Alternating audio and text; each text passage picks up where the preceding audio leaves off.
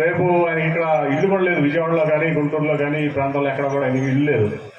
శుభ్రంగా ఏదో ఎవరో ఇచ్చిన ఇంట్లో ఉంటున్నాడు ఆయన తాళం వేసుకుని ఆయన సొంత రాష్ట్రం వెళ్ళిపోతాడు ఈ ఎలక్షన్ అవ్వగానే. ఎక్కడైనా సొంత రాష్ట్రం తెలంగాణ, హైదరాబాద్లో ఉంది ఆయన ఇల్లు, ఇక్కడ ఎక్కడా లేదు ఆయనకి. ఎప్పుడు వాళ్ళు తాతలు కట్టినది ఎక్కడ నారావారిపల్లిలో ఉందేమో కానీ నాకు తెలియదు. జగన్మోహన్ రెడ్డి గారు చక్కగా ఇల్లు కట్టుకున్నారు, ఇక్కడ ఉంటున్నారు, ఇక్కడ నుంచి పాలన చేస్తున్నారు.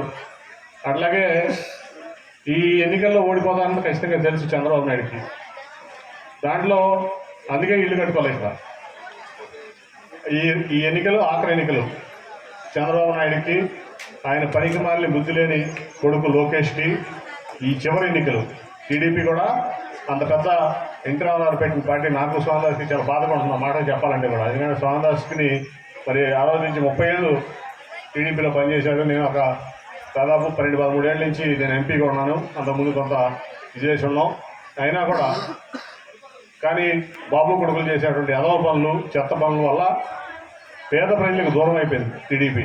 ఎన్టీ రామారావు ఆ పార్టీ పెట్టిందే పేదలకి, నిరుపేదలకి కూడు గుడ్డ నీడ అనే ఒక నినాదంతో పెట్టాడు. ఆత్మగౌరవం, తెలుగు వారి ఆత్మగౌరవంతో మొత్తం కూడా దాని నుంచి దూరం అయిపోయింది పార్టీ. ఓన్లీ పెత్తందారులకి డబ్బు కోసం, అట్లాగే వాళ్ళ స్వార్థం కోసం, వాళ్ళ కుటుంబం కోసం పనిచేసేదానికే ఇవాళ చంద్రబాబు నాయుడు ఆయన కొడుకు పనిచేస్తున్నారు తప్ప పేదవాళ్ళ కోసం కానీ, సమాజం కోసం కానీ, రాష్ట్రం కోసం పనిచేయట్లా.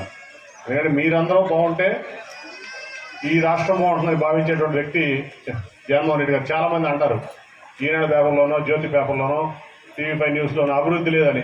మీ అందరూ బాగుంటే మీ సంతోషం, మీ సుఖం, మీ ఆనందం, మీ యొక్క పిల్లలు బాగా చదువుకుంటే దానికంటే అభివృద్ధి ఏముంటుందని నేను అడుగుతున్నాను. మానవ అభివృద్ధి కంటే ఏ అభివృద్ధి ఎక్కువ కాదు.